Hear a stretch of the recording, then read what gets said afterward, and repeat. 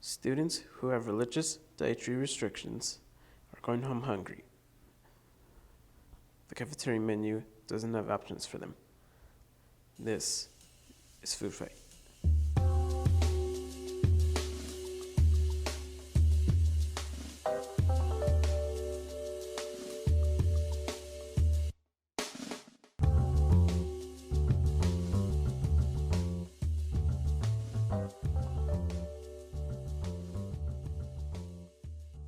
A healthy meal at my house would look like soup, which is made out of meats and vegetables with anjera. It's kind of like a bread, but kind of like a sour bread. And we'd have a fruit salad, and we'd also have a side of meat, maybe chicken or fish. We'd also have some vegetables, maybe like asparagus or something. And we'd have water and some sort of juice, maybe vimto, which is very common in my culture. My school doesn't necessarily provide, a healthy, nutritious food that are seen in like the labels. You would see kids, I don't know, like, how they have those trucks, you would see kids eating food from the salad bar, but that's not really true. The food that they have here is like I said before, produce food, and it's not really healthy. So currently, there's a lot of meat options.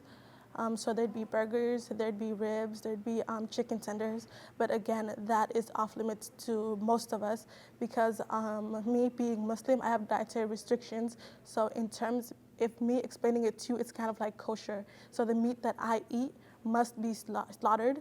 And before it is slaughtered, it should be a certain prayer must be said. So me, I cannot get the nutrients that are provided by the meat in this school.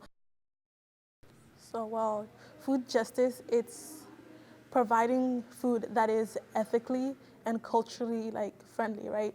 So our school specifically, it's very diverse, right? And there's a lot of people coming to this school. And we all know that having a nutritious lunch or nutritious snack is crucial in students achieving in school and academics. But some students cannot get the lunch that is provided here because of dietary restrictions, maybe because of culture or religion or health or even personal, because I know some of my friends who choose to be vegan. So if they expect us to exceed academically, then they should make sure to provide a variety of lunches that meets all of our needs. Describe an ideal school lunch for you. Well, an ideal school lunch, first of all, we should be able to get all of our macronutrients such as proteins, carbohydrates, and fats, right? So because some students are vegan, and I know some of my friends are vegan, they should provide some vegan options such as salads or tofu because they a lot of them do after school activities and they need a lot of protein and carbohydrates to be able to do all of that stuff. So it should be some sort of fish or some sort of salad or nuts because those are very, they provide a lot of energy when they're exercising.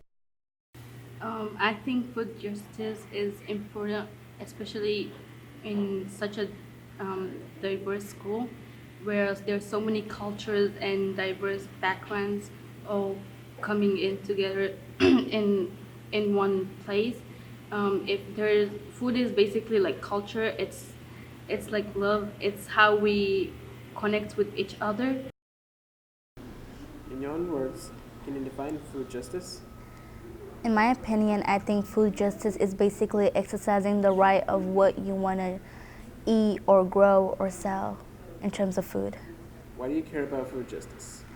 I care about food justice because I feel like everybody deserves to eat food that they're more comfortable with instead of not having no options at all and being forced to eat something that they're not used to or not comfortable with.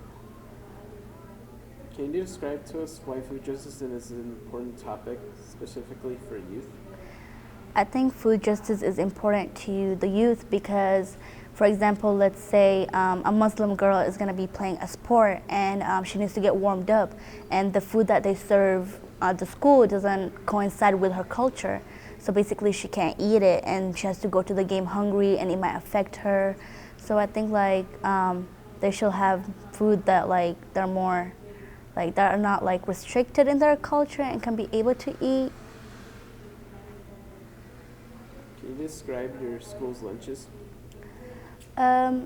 My school lunches are basically like more like they're not culturally diverse. For example, not everybody can eat it, and here at Hoover there are a lot of like diverse students, like different ethnicities, different tribes, and for example they serve pizza and they have pork sometimes with the pizza or pepperoni, and in my culture you cannot eat pepperoni and we can't eat it, so I don't think the food here is culturally inclusive. And as I said before, for example, they serve tater tots and ribs right here, and the ribs sometimes has pork in it, and sometimes we just want to eat the tater tots, but we can't eat it because it has like touched the ribs.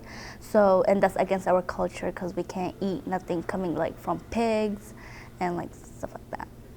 Are there days that you don't eat food because there is not an option? Tuesdays and Thursdays and Fridays, they serve hamburgers, and the hamburgers are beef, but in our culture we can eat beef, but it's like according to a certain way, and they don't do that here. So basically we can't eat the hamburgers. On Tuesdays they may serve tater tots and ribs, and we can't eat the ribs because as I mentioned before, it has pork in it and we can't eat it. So do you bring a lunch? Yeah, sometimes. Or sometimes I just eat from home. Food and social justice is basically making sure youth in our school is being heard and that their voice matters in what they eat and what comes to school and what goes in their body.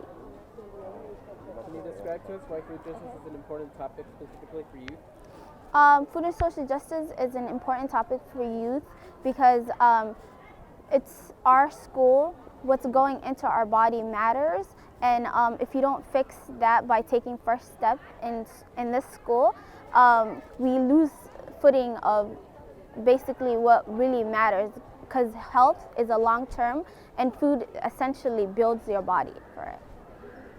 Can you tell us projects is your club working on? So we recently conducted research throughout the school in every advisory classes. We asked them questions of what they wanted to eat and how, like, what's stopping them from eating food.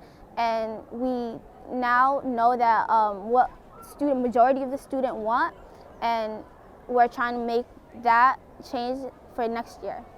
Food justice, in my own words, I would describe as advocating for food equity rather than food equality in basically underserved, low-income communities that don't have that, and they don't have the necessary resources to like build healthier community for themselves. So just fighting and advocating for that. Something big I learned, like I said, was the food equity part, because I always thought, oh, let's fight for similar resources. We want the same thing as people in La Jolla would have, or people in Scripps Ranch would have. But then I learned that there's a difference between food equality and food equity, and that equity, you're fighting for the resources that you need, and not everyone needs the same resources. You need to have what is good for you to thrive. So just fighting for food equity in my community is something big I learned through being in this club. The fight for food justice is important. These students will continue to work and strive for healthier and more culturally inclusive school lunches in their campus and their community.